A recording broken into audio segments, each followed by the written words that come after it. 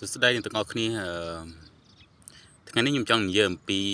ភាពត្រាម៉ាច្រើនការសម្ដែងធ្វើជាសេតសម្ដែងធ្វើជាលំបាកការឈឺចាប់ដើម្បីសម្ដែងដើម្បីទាក់ទាញការចាប់អារម្មណ៍ពីមនុស្សជុំវិញតាមពិតយើងគិតថានៅពេលដែលយើងសម្ដែងធ្វើបែបហ្នឹងទៅគេនឹង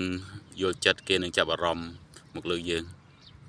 តែតាមពិតទៅមិនមែនបែបដូច្នោះផងនៅពេលដែលយើងសម្ដែង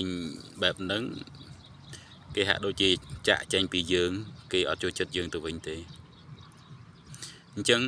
តើយើងធ្វើបែបណាដើម្បីឲ្យយើងឈប់ត្រាម៉ាច្រើនឈប់ធ្វើជាសែតដើម្បីទាក់ទាញចំណាប់អារម្មណ៍ពីមនុស្សជុំវិញឬក៏ដៃគូជីវិតរបស់យើងអញ្ចឹងយើងកាត់វាចោលទៅយើងចាប់ផ្ដើមស្វែងរកខ្លួនឯងឲ្យឃើញថាខ្លួនឯងខ្វះនៅចំណុចណាចាប់អារម្មណ៍ខ្លួនឯងវិញហើយជួយខ្លួនឯងតាមវិធីស្ងៀមស្ងាត់យើងអាចឆ្លុះបញ្ចាំងអំពីខ្លួនឯងអញ្ចឹងណាព្រោះហេតុអីមនុស្សយើង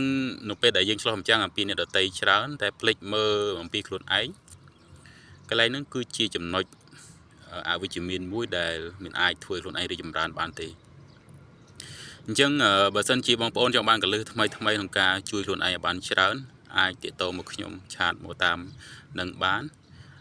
ជួយ comment ជួយ share ហើយជួយ follow មួយផងបើសិនជាពេញចិត្តបើអត់ពេញចិត្តសូមអាចអូសរំលងចុះអរគុណច្រើន